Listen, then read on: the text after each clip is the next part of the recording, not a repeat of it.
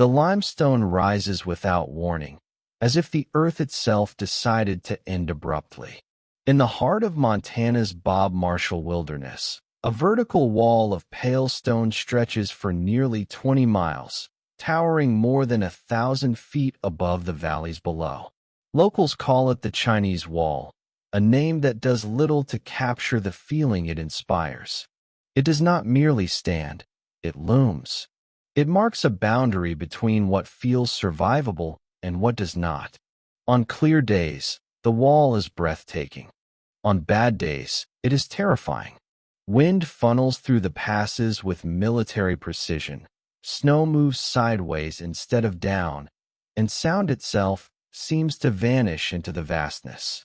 There are no roads here, no cell towers, no easy way out.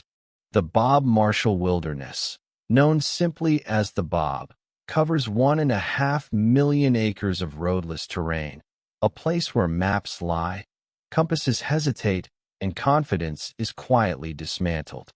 On September 15, 2010, the wall watched silently as winter arrived early.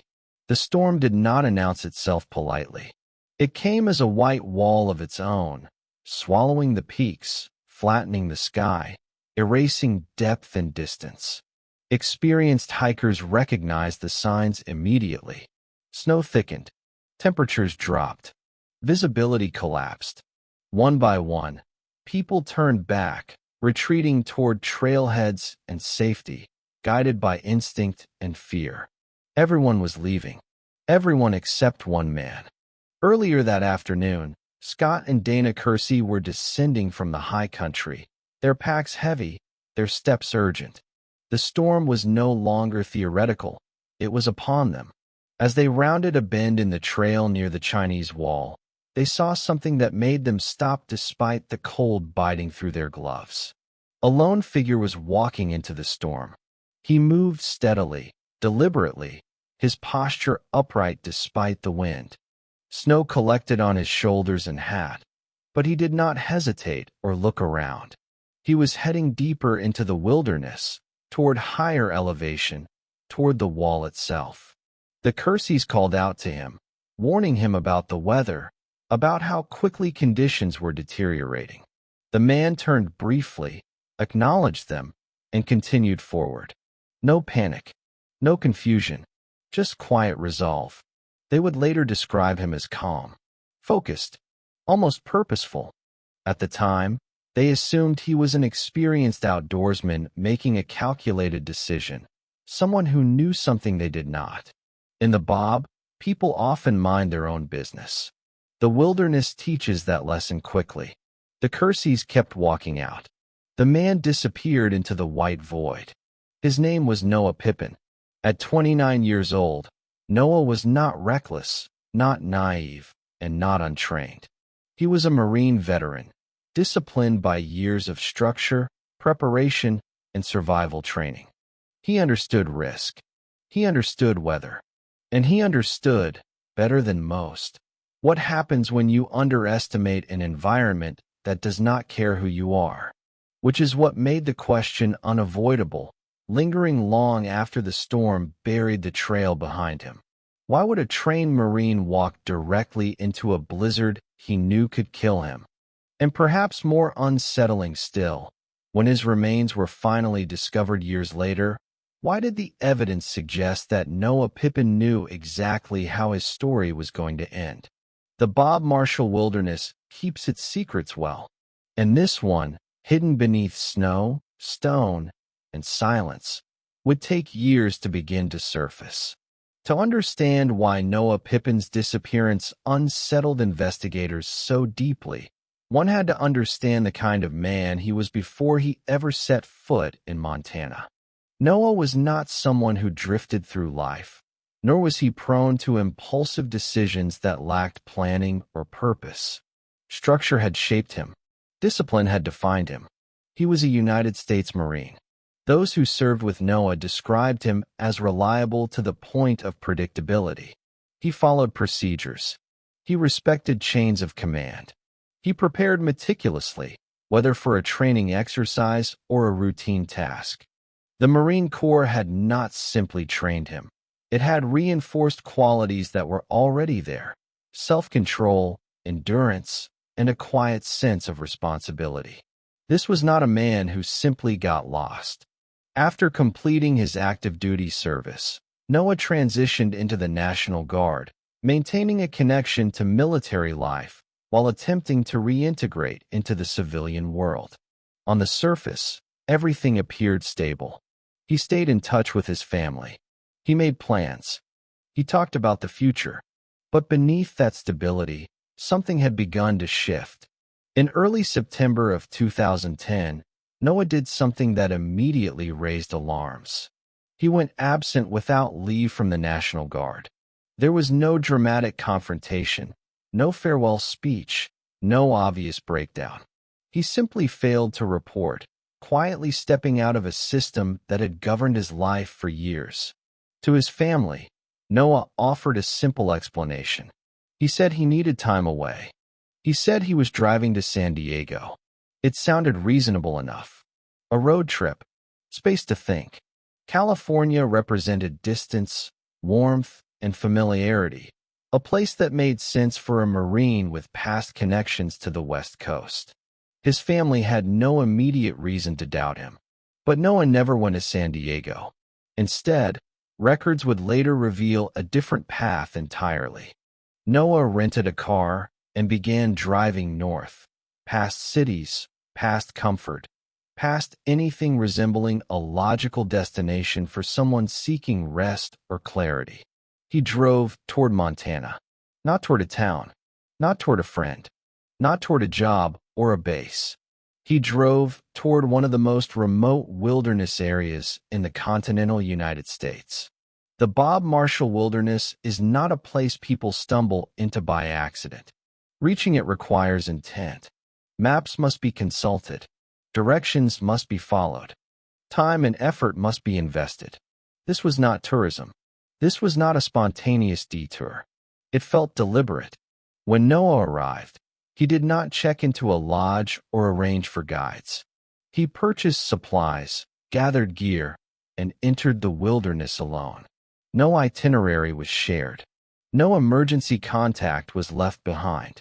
He told no one where he planned to go or how long he intended to stay. For investigators, this detail would become critical. Everything about Noah's actions suggested planning, not confusion. Preparation, not escape. The gear he carried was practical and intentional, consistent with someone trained to operate independently in hostile environments. And yet, he chose the Bob, a place known for its isolation, a place where rescue is uncertain, a place where the land does not forgive mistakes. As the days passed and contact never came, concern turned into fear. His family reported him missing, and the narrative that initially formed was simple: a veteran struggling with reintegration, overwhelmed by personal demons, lost to the wilderness. But that explanation began to fray almost immediately, because lost men do not usually walk into storms, and Marines do not abandon procedure without reason. Whatever had drawn Noah Pippin to Montana was not random. And whatever he believed awaited him, there was powerful enough to override training, instinct, and survival itself. The wilderness had not taken him yet, but it was already closing in. By the time the storm fully settled over the Bob Marshall Wilderness, Noah Pippin was already beyond the point where easy choices still existed. The trail he followed narrowed as elevation increased, winding through timber that bent and groaned under the weight of fresh snow. Visibility collapsed to a few dozen feet. The world became colorless, depthless, and disorienting. This was not ordinary bad weather. This was a whiteout. Snow erased landmarks as quickly as footsteps. Wind howled through the passes, turning minutes into hours and distances into guesses. In such conditions, even experienced outdoorsmen make fatal errors. Direction becomes a suggestion rather than a certainty. Time stretches. Cold seeps inward, dulling judgment before it numbs the body. For search and rescue professionals, this was the moment everything went wrong. When Noah failed to return or make contact, authorities were notified.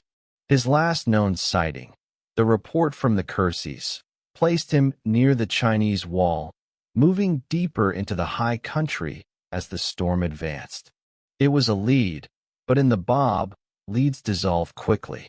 Search teams mobilized as soon as conditions allowed, but the wilderness resisted every effort. Snow-covered trails filled crevasses and buried any trace of human passage. Helicopters struggled against wind and low visibility. Ground teams fought exhaustion, cold, and the psychological weight of searching an area so vast it defied comprehension. 1.5 million acres. No roads. No shortcuts. Every hour reduced the odds. Every passing storm layered the landscape with new obstacles. The Bob did not reveal tracks, dropped gear, or signs of struggle. It offered only silence. Days turned into weeks. Search dogs found nothing. Aerial sweeps revealed nothing. Even areas where Noah should have passed through remained blank, as if he had simply stepped out of reality. For investigators accustomed to patterns, wrong turns, injured hikers, visible campsites, this absence was deeply unsettling. It was as though the wilderness had swallowed him whole. Eventually, the official search was scaled back. Resources were exhausted. Weather closed in again. Hope dimmed. Noah Pippin was reclassified from a rescue to a recovery, a quiet but devastating shift that families of the missing understand all too well. Then, nearly a year later, something surfaced. In the summer of 2011, a Boy Scout troop hiking in the Bob discovered a T-shirt partially exposed beneath melting snow. The fabric was weathered, faded, but recognizable. When authorities examined it, the label and size matched what Noah had been wearing when he entered the wilderness. The find reignited everything. Search efforts resumed, focused around the discovery site. Investigators believed they were finally close, that the wilderness had yielded at least one of its secrets. The area was combed again with renewed urgency, every ravine and ridgeline examined. But once more, the Bob refused to cooperate. No remains were found. No additional gear surfaced. No clear trail connected the shirt to a body. The T-shirt raised more questions than it answered. Had Noah discarded it intentionally? Had it been carried by wind, animals, or snowmelt? Or had it marked a moment of crisis, an attempt to regulate body temperature during hypothermia, when victims paradoxically undress without understanding why? Each possibility carried grim implications.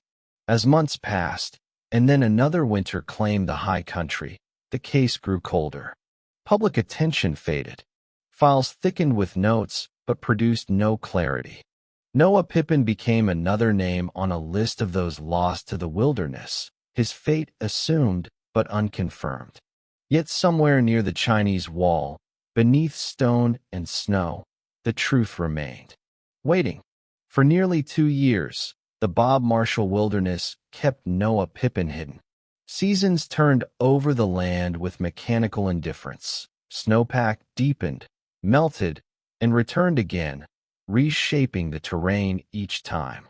Any trace of human presence was erased and rewritten, as though the mountains themselves were determined to forget. Then, in August of 2012, the wilderness finally yielded something back. A group of hunters moving through a remote section near the Chinese wall noticed something unnatural against the stone-strewn ground. At first glance, it looked like a scatter of debris, perhaps the remains of an old campsite or gear lost long ago. But as they drew closer, the shape resolved into something unmistakably human. They had found skeletal remains. The location alone was baffling. Noah lay high in the backcountry, in terrain that demanded strength, endurance, and intent to reach. This was not a place someone stumbled into while disoriented. The Chinese wall rose nearby, its pale limestone face towering over the scene like a silent witness. Authorities were notified, and recovery teams were dispatched. When they reached the site, the condition of the remains told a story that did not align with the simplest explanations. There was no evidence of a struggle, no signs of animal predation beyond what nature inevitably claims over time. Instead, the scene appeared almost deliberate. Noah's gear was still with him. Food supplies remained unused. Water containers were present. A firearm lay nearby, along with additional survival equipment consistent with someone prepared for extended time in the wilderness. These were not the remnants of a man who had exhausted his options. He had not starved. He had not run out of resources. Then there was the sleeping bag. Inside it, investigators found something that stopped even seasoned professionals in their tracks. Carefully placed atop the fabric, oriented so it would face him as he lay down, was a photograph of Noah's parents. It was not crumpled or damaged. It had been positioned with intention, as though he wanted the last thing he saw to be familiar, grounding, and deeply personal. This was not panic. This was preparation. The implication was chilling. Noah had known the end was coming. As the remains were examined further, another detail emerged, one that would fracture the case into uncertainty and debate. Near the site, separated slightly from the main remains, investigators later discovered a single bullet. No casing was immediately obvious. No clear firearm discharge site could be identified. The bullet raised questions that had no clean answers. Had Noah taken his own life? Had the weapon discharged accidentally? Or was the bullet unrelated, a coincidence in a wilderness that had seen decades of human passage? There were no clear gunshot wounds visible on the skeletal remains. Time and exposure had erased too much. What remained was ambiguity. Official conclusions leaned towards suicide, citing his military background, his absence from duty, and the deliberate nature of the scene. But for many, especially those who knew Noah, that explanation felt incomplete. Because suicide does not usually involve hiking miles into unforgiving terrain, carrying unused supplies, and choosing a place that demands effort until the very last step. And yet, the evidence offered no alternative. The Chinese wall stood unchanged, massive and indifferent, as Noah Pippin's story shifted from a missing person case into something far more unsettling, a narrative where intention, survival, and surrender blurred into one. The wilderness had finally given him back, but it had taken the answers with it. When investigators attempt to explain deaths in the wilderness, they often begin with the environment. Weather, terrain, exposure. These are variables that can be measured, modeled, and understood. But in Noah Pippin's case, the environment explained very little. The more officials studied the scene near the Chinese wall, the more it became clear that the most hostile landscape involved was not made of stone or snow. It was internal. Noah's military background became both a cornerstone and a complication of the investigation. Marines are trained to operate under stress, to push past discomfort, to follow objectives even when instinct urges retreat. Pain, fatigue, and fear are not signals to stop, they are obstacles to manage. This conditioning saves lives in combat. But outside of war, it can become a liability. Friends and family, when interviewed, struggled to reconcile the man they knew with the scenario unfolding in Montana. Noah was private, but not withdrawn. Focused, but not reckless. He did not speak openly about emotional struggles, yet there were subtle indications that reintegration into civilian life had not been seamless. The National Guard absence weighed heavily in speculation.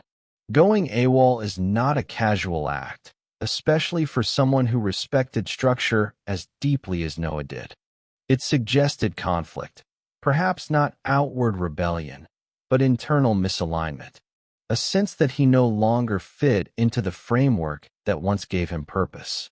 Some investigators proposed that Noah's journey into the Bob was a form of self-imposed trial, a test, a mission designed to restore clarity through hardship. The wilderness, after all, offers a kind of brutal honesty. It strips away distraction, forcing confrontation with one's own limits. If that was the case, the Chinese Wall was not a random destination. Standing before that immense limestone barrier can feel like facing the end of the world. It dwarfs the individual, reducing human presence to something fragile and temporary. For someone trained to measure themselves against impossible odds, it may have represented something symbolic, a final objective, a line that once crossed could not be uncrossed. Others suggested a darker possibility. The concept known as the call of the void describes an intrusive urge to step into danger, not because one wants to die, but because the mind briefly imagines the possibility. Most people experience it fleetingly, a strange whisper quickly dismissed. But in isolation, under stress, and in extreme environments, that whisper can grow louder. The photograph of his parents suggested farewell. The unused supplies suggested choice. The location suggested intent.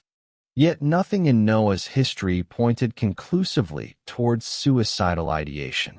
There were no notes, no explicit statements, no documented crisis. What remained was an impression rather than proof, a sense that Noah was following an internal directive no one else could hear. In the military, orders are clear. Objectives are defined. Success and failure are measurable. In the wilderness, there are no such certainties. If Noah entered the Bob believing he was on a mission, whether to confront himself, escape something intangible, or reach a personal threshold, then the blizzard may have transformed that mission beyond recognition. What began as endurance could have become entrapment. What began as control could have slipped quietly into surrender. The line between resolve and resignation is thin, and somewhere near the Chinese Wall, in the shadow of stone and silence, that line may have finally disappeared. Official reports favor clean conclusions. They need to. Wilderness deaths are difficult enough to process without adding uncertainty to the equation. In Noah Pippin's case, the final ruling offered a form of closure, death by suicide or exposure, intent inferred from circumstance rather than confirmed by evidence. But for many who examined the case closely, that conclusion felt more like a full stop placed where a question mark belonged. There were details that refused to align. The first was time. Based on weather data and the condition of the remains, investigators estimated that Noah survived well beyond the initial blizzard. This meant he endured days, possibly weeks, in the high country after being last seen. He had shelter. He had food.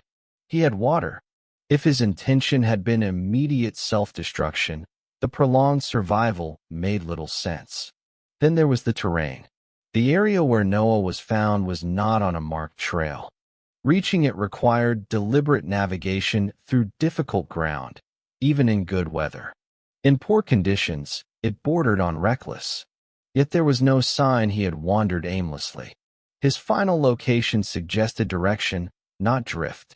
Some search and rescue professionals quietly acknowledged this contradiction. Lost hikers tend to follow paths of least resistance. Downhill, along water, toward perceived safety. Noah had done the opposite. He had gone higher, deeper, harder. The bullet complicated everything further. Ballistics experts could not definitively link it to a fatal wound. No weapon discharge pattern was evident. The firearm itself showed no obvious signs of having been fired at the scene, though exposure had degraded much of the evidence. In a place where one mistake can echo for miles, the absence of clear acoustic or physical markers was unsettling. There was also the matter of behavior under hypothermia. Victims nearing the final stages often display paradoxical undressing, confusion, and erratic movement. But the scene near the Chinese wall showed no chaos. Gear was organized. The sleeping bag was properly used. The photograph was placed carefully, not discarded or clutched in desperation. It looked less like collapse and more like conclusion. Some investigators privately considered another possibility, one that rarely appears in official findings because it is nearly impossible to prove. The idea that Noah may have miscalculated his own limits, that his military conditioning, rather than saving him, pushed him too far. Training teaches perseverance. The wilderness punishes it. In combat, pushing forward can mean survival. In nature, it can mean stepping beyond the margin where rescue is possible. If Noah believed he could outlast the storm, navigate through it, or endure until conditions improved, he may have ignored the early warning signs of hypothermia and exhaustion. By the time realization sets in, it is often too late. And yet, even this explanation failed to address the final, unsettling calm of the scene. The careful placement of personal items, the lack of frantic movement, the sense that Noah had made peace with something unseen. For those who study wilderness disappearances, this case joined a category that resists classification. Not an accident, not clearly suicide, not simple exposure, something in between. The Bob Marshall wilderness does not kill quickly unless provoked. It waits.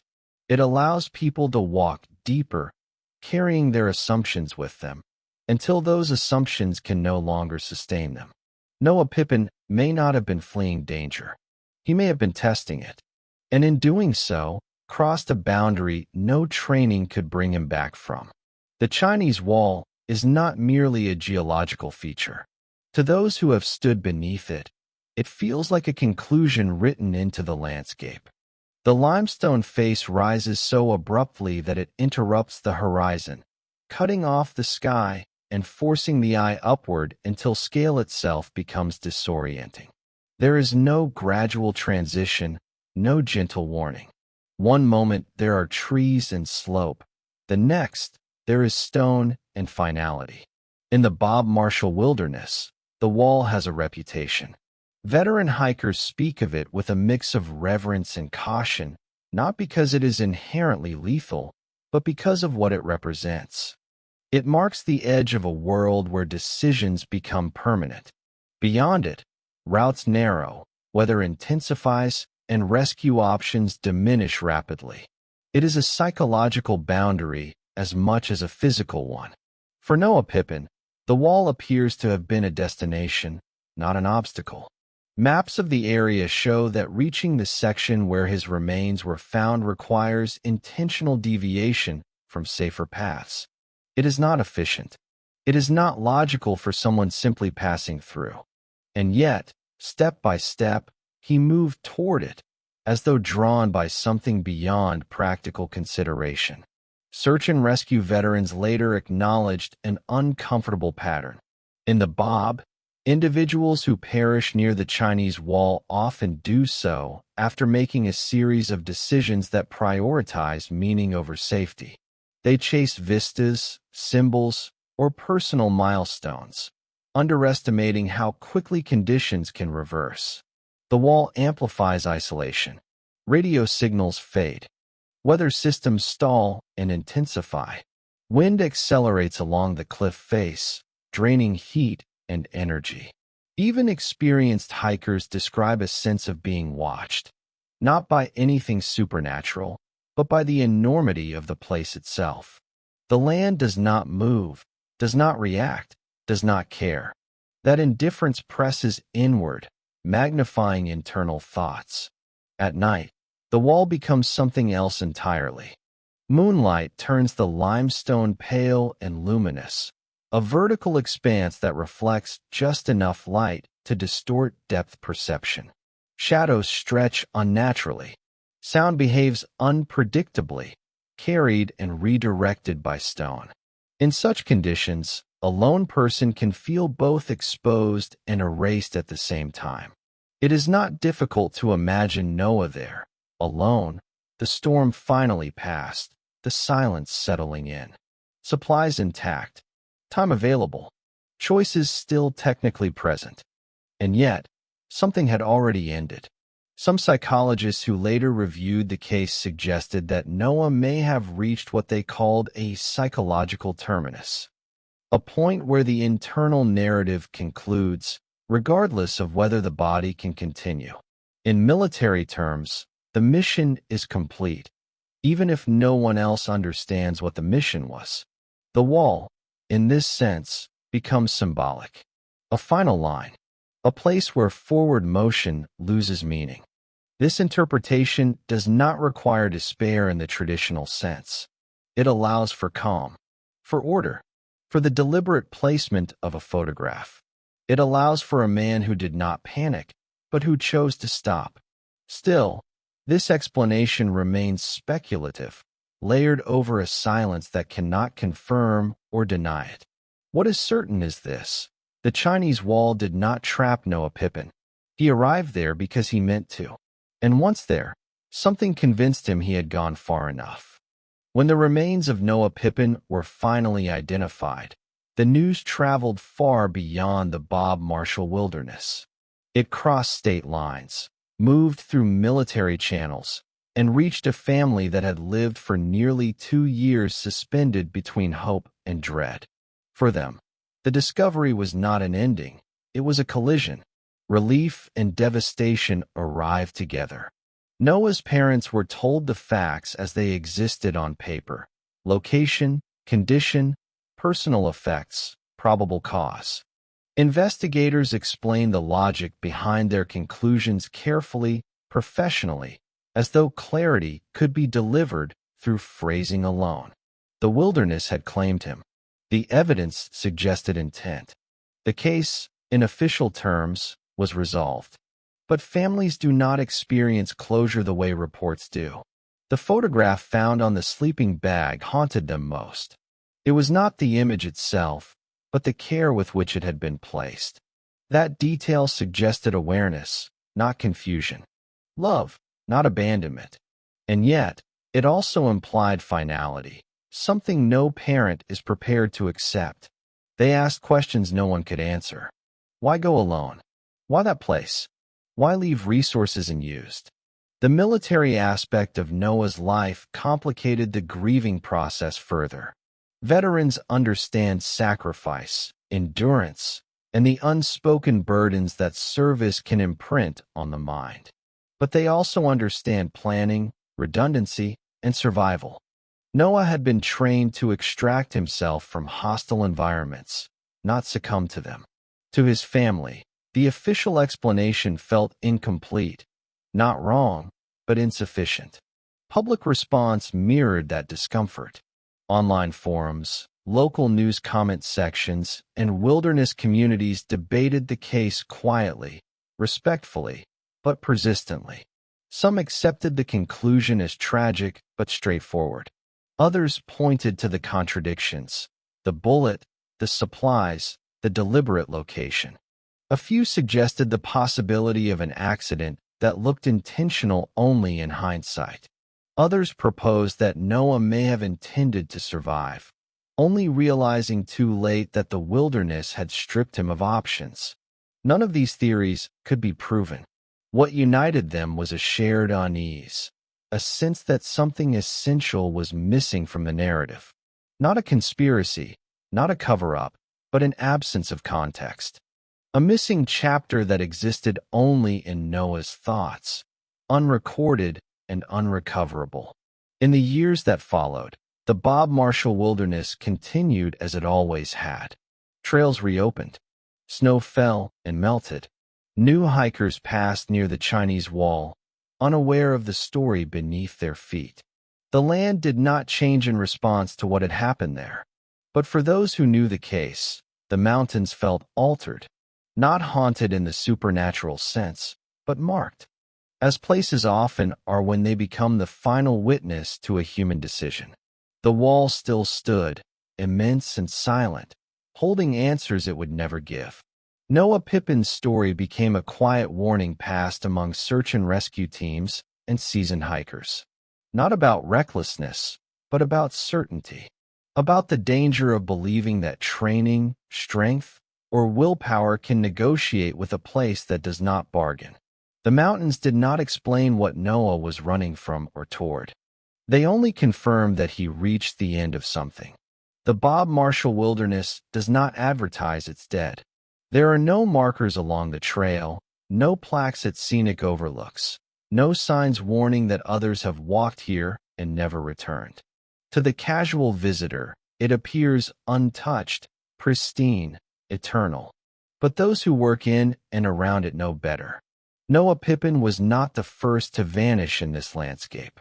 Over the decades, search and rescue records have quietly accumulated stories that share unsettling similarities. Experienced outdoorsmen, solo travelers, individuals with adequate gear and knowledge who made decisions that, in hindsight, defied self-preservation. They went deeper when they should have turned back, higher when descent offered safety. The common thread was not incompetence. It was intention. Psychologists who study wilderness fatalities often describe a phenomenon in which isolation amplifies internal narratives.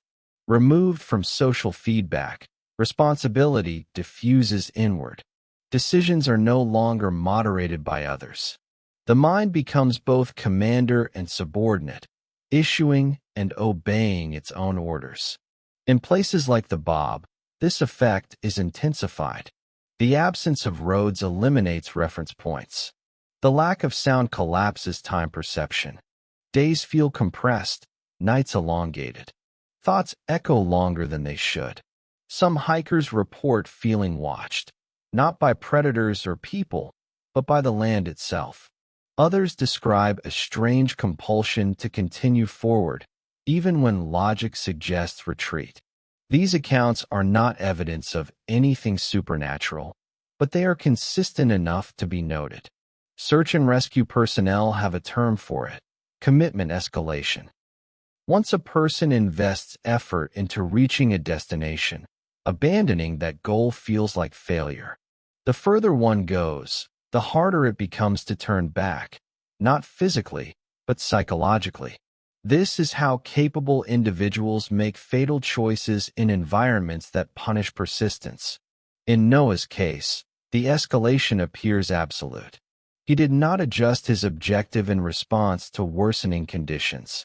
He did not prioritize extraction once the storm passed. He remained in the high country, moving toward terrain that demanded increasing commitment with diminishing returns. Some SAR veterans have quietly suggested that Noah may have crossed an internal threshold long before his body failed. That the final location was not where things went wrong, but where they stopped matching. This interpretation is uncomfortable because it implies agency in a context we prefer to frame as misfortune. It also reframes the wilderness as something more subtle than a killer. Not an active threat, but a mirror, one that reflects intention without interference. In such a place, doubt can dissolve, leaving only momentum. The Bob does not lure people in. It does not trap them. It allows them to continue. And for some, that permission is enough. Noah Pippin's story resonates because it exposes a vulnerability that training and experience cannot erase. The human need for meaning does not disappear in survival scenarios. It intensifies. When meaning outruns caution, the result can look indistinguishable from surrender. The mountains do not judge these choices. They simply endure them. No one knows exactly when Noah Pippin realized that he was alone in a way that could no longer be undone. There was no journal recovered, no recorded message, no final communication sent before the signal disappeared completely. What exists instead is a narrow window of time, inferred from weather patterns, terrain analysis, and the quiet logic of movement. After the blizzard loosened its grip, the Bob would have appeared deceptively calm. Fresh snow-muted sound. The sky cleared in fragments, revealing sharp blue breaks above the peaks. To someone trained in hostile environments, this might have felt like an opportunity, a reset. Visibility improves. Decisions feel possible again. But cold lingers long after storms pass, embedded in the ground, the air, the body itself. Noah moved during this window. Evidence suggests he traveled deliberately, not erratically. His path angled toward higher elevation, paralleling the base of the Chinese wall. This was not a desperate scramble. It was measured, purposeful. Each step required energy, calculation, and commitment. Carrying full gear in those conditions is exhausting. Snow resists movement. Elevation taxes lungs. Calories burn faster than they can be replaced. But Noah was conditioned for endurance. He had likely endured worse discomfort before, under orders, under pressure, with objectives defined. Here, the objective existed only in his mind. At some point, he chose a site that offered minimal protection but maximum finality. The wall nearby, the ground uneven but stable, a place where movement could stop without interruption. He laid out his sleeping bag with care, insulating himself as best he could from the frozen earth. This detail matters. People on the brink of collapse do not prepare camp properly. They fall. They sit. They lie down without order. Noah did none of these things. He acted with intention until the end. The photograph came next. Its placement was not random. It was aligned, facing inward, a small rectangle of familiarity in a landscape that erased identity. Whatever thoughts occupied him in those final hours, they were not chaotic. They were focused, perhaps even calm. Investigators believe this is when he stopped moving forward, not physically, but psychologically. The firearm remained unused, at least in any way that could be conclusively determined. If the bullet found nearby belonged to it, the absence of definitive trauma suggests restraint rather than violence. Possession without action. Capability without execution. This distinction matters. It suggests that Noah did not lose control. He retained choice. And whatever decision he made, it did not come from panic. As hypothermia advanced, it would have softened sensation, dulled urgency, and blurred the boundary between rest and surrender. In such states, sleep feels earned. Closing one's eyes feels reasonable. The body stops signaling danger with clarity. For someone already resolved, this can feel less like dying and more like standing down. The wilderness did not force the ending. It simply did not intervene. When Noah Pippin lay beneath the shadow of the Chinese wall, the world continued without acknowledgement. Snow fell again. Wind erased traces. Time passed. By the time anyone reached him, the moment had long since closed. What remained was not a scene of chaos, but of completion.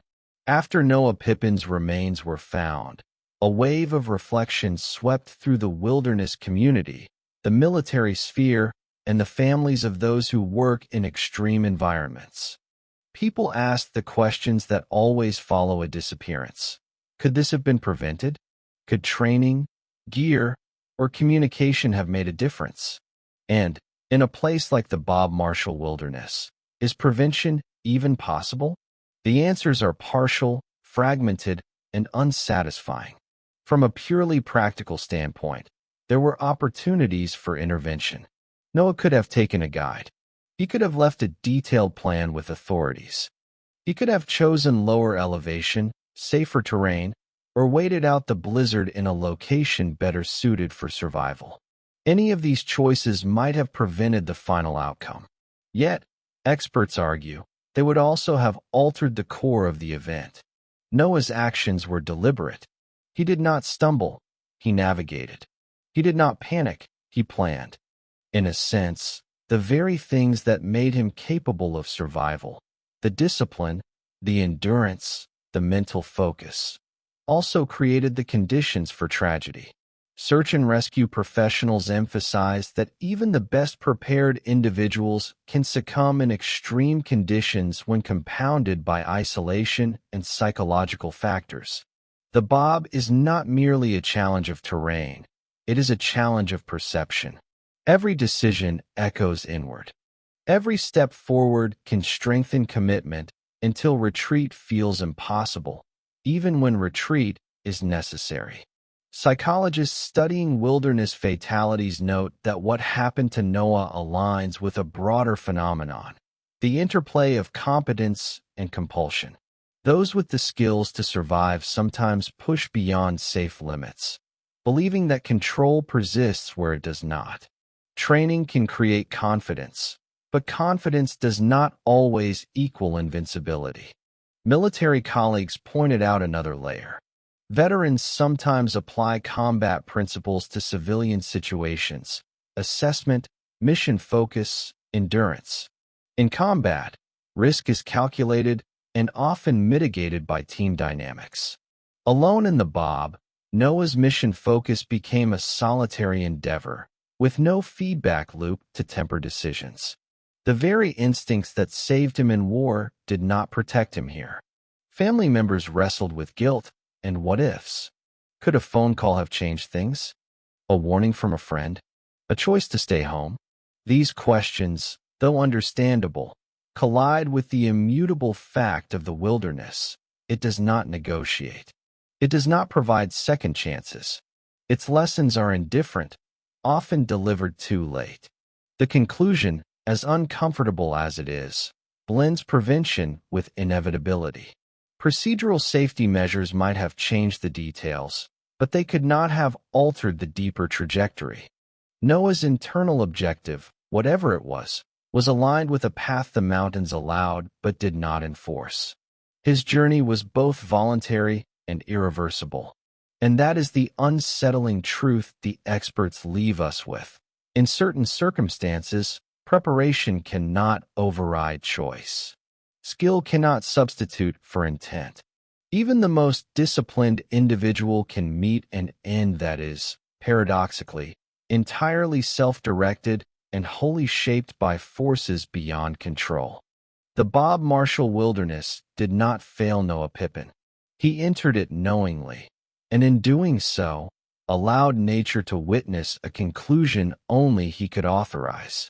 Even after Noah Pippin's remains were recovered, investigators and wilderness specialists could not shake a series of peculiar details, small, almost imperceptible, yet collectively unsettling. These elements resisted conventional explanation, blurring the line between tragedy and something stranger, something almost ritualistic. First, the gear. Everything he carried was functional, standard, and meticulously maintained. Food, water, survival tools, firearm, all accounted for. None of it appeared hastily packed or forgotten. In a situation of desperation, people often discard what they cannot carry. Noah did not. Everything he brought was present, untouched. Survival was possible, but he chose a specific endpoint anyway. Then, the photograph. The image of his parents was positioned deliberately on his sleeping bag, facing him. This was not mere sentimentality. It was a conscious orientation, a final gaze toward family. There was intent in its placement, as if he understood the inevitability of the coming hours and wanted to maintain connection with life beyond the mountains. Next, the bullet, found later near the remains. Its purpose remains ambiguous. It was neither conclusively fired nor clearly related to death. Some suggest it may have been an unused precaution, a what-if scenario carried by someone trained to prepare for every contingency. Others see it as a deliberate symbol, a marker of control over an outcome, even in absence of action. Even the surrounding environment was curious. The final site offered minimal natural protection, yet maximal visibility of the wall and sky. It seemed chosen not for comfort, but for clarity. The placement suggested that Noah wanted to witness the world one last time, to observe and measure, rather than simply hide from it. Investigators also noted the absence of disorder. In almost every wilderness fatality, some chaos is evident. Disturbed gear, footprints scattered, evidence of panic. Not here. Everything was calm, orderly, almost ceremonial. It implied comprehension rather than confusion, acceptance rather than fear. Psychologists reviewing the case described this combination as deliberate singularity. The person retains full agency, even while approaching physical limits. Every action aligns with intent, yet the outcome remains inexorably final. In other words, it is both self-directed and unpreventable, a paradox that haunts rescue teams and analysts alike. The strange details extend beyond the immediate scene. The location itself, high near the wall, remained unusually undisturbed for years. Even animals appeared to avoid the immediate sight, and snow patterns preserved the integrity of the sleeping bag and photograph longer than expected. It was as though the wilderness acknowledged his choice, leaving him untouched while the surrounding environment continued its usual rhythm of erosion and decay.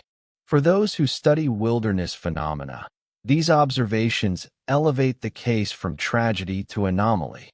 Noah Pippin did not simply succumb to nature. He interacted with it consciously, almost symbiotically. He prepared. He oriented himself. He ended in alignment with a precise vision, one that, to outsiders, looks both calm and incomprehensible. The high strangeness of the case ensures that it cannot easily be filed away. It refuses reduction to statistics, rules, or precedents. Noah's final hours are measurable in distance, altitude, and weather, yet they remain enigmatic in intention and meaning. It is the details, the photograph, the bullet, the pristine gear, the silent wall, that haunt the imagination. They make one wonder if the wilderness itself participates in shaping choices, amplifying internal intent until it reaches a threshold beyond which nothing can intervene. Noah Pippin was not simply lost. He was, in a way, exacting a final understanding of himself. The Bob Marshall Wilderness has a way of speaking, not in words, but in space, silence, and scale. Among seasoned hikers and survivalists, there is a term for the subtle, insistent pull towards something dangerous, something unnecessary, yet deeply compelling, the call of the void. It is the instinctive urge to step closer to an edge, to test limits, to feel the margin between safety and surrender. For Noah Pippin, the mountains did not whisper. They spoke in clarity. Every step into the wideout, every ascent toward the wall, every deliberate placement of his final items suggests he was responding to a personal summons. Perhaps it was a test. Perhaps it was an attempt to reconcile his training with the untamed unpredictability of nature. Perhaps it was something deeper, an internal conversation that only he could complete. Those who study wilderness psychology describe this as a rare alignment, when intent, environment, and human cognition converge in a way that renders intervention impossible. It is not madness, nor recklessness, nor panic. It is focus elevated to its extreme, discipline intertwined with surrender.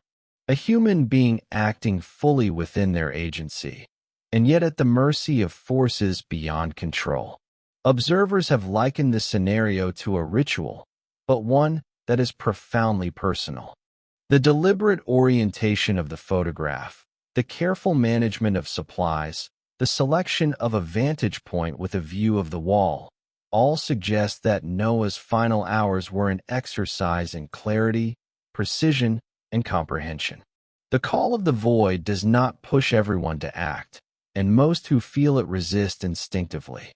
But for some, especially those trained to operate under extreme pressure, the call can transform from an intrusive thought into a directive, a path that must be tested, measured, and completed. This understanding reframes the narrative. Noah Pippin did not fail to survive because of incompetence or error. He did not succumb because of inadequate equipment or poor preparation. He reached a threshold where the physical, psychological, and symbolic intersected, and at that intersection, he made choices no one else could interpret with certainty. The Bob Marshall Wilderness did not create the call.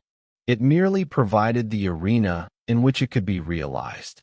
For hikers, adventurers, and those who hear their own whisper of the void, Noah's story is simultaneously cautionary and enigmatic. It is a warning that preparedness alone cannot mitigate instinct, and a reminder that even the most disciplined mind is susceptible to the allure of an unknowable edge. The mountains keep their secrets not by hiding them, but by presenting them in a form that can never be fully understood. Noah Pippin's legacy, then, is not the fact of his death, but the manner in which he approached it, deliberate, measured, and unflinchingly alone. The Bob Marshall Wilderness is immense, indifferent, and unyielding. It stretches across 1.5 million acres of roadless terrain, a labyrinth of timber, river, and cliff that has resisted mapping, conquest, and comprehension for generations. To the casual observer, it appears pristine, eternal, and untouched. But for those who have walked its ridges, measured its canyons, and glimpsed the top of the Chinese wall, it is more than wilderness. It is a crucible. Noah Pippin's story exemplifies this. His disappearance and eventual discovery did not merely occur in the wilderness, they were defined by it. The mountains did not kill him, but neither did they allow deviation from the path he had chosen. They provided an arena where preparation, discipline, and resolve intersected with isolation, exposure, and internal compulsion. The result was tragic, yet precise, a convergence of human agency and environmental authority. Investigators, military colleagues, family, and hikers alike continue to grapple with the questions his case leaves behind. Why did he go? What internal forces drove him deeper into a blizzard he could have avoided? And why, even with survival gear, with provisions, and with knowledge, did he choose the place where his final hours would unfold? The answers may never be fully known. They exist somewhere between the calculable and the unknowable, in the silent minutes of a storm, in the snow that erases footprints, in the limestone face of the wall that dwarfs every human measure. They exist in the mind of a man disciplined by the military, yet drawn by something beyond orders or logic. They exist in the wilderness itself, which permits no witness other than the occasional hiker or search and rescue team years later. Noah's final act. A carefully laid sleeping bag, a photograph facing him, an unused firearm, and provisions left intact, serves as a silent testament to the complexity of his choice. It is a reminder that survival is not only about skill or equipment, but about the mind and the meaning it assigns to life, death, and the spaces in between. The story also endures as a question.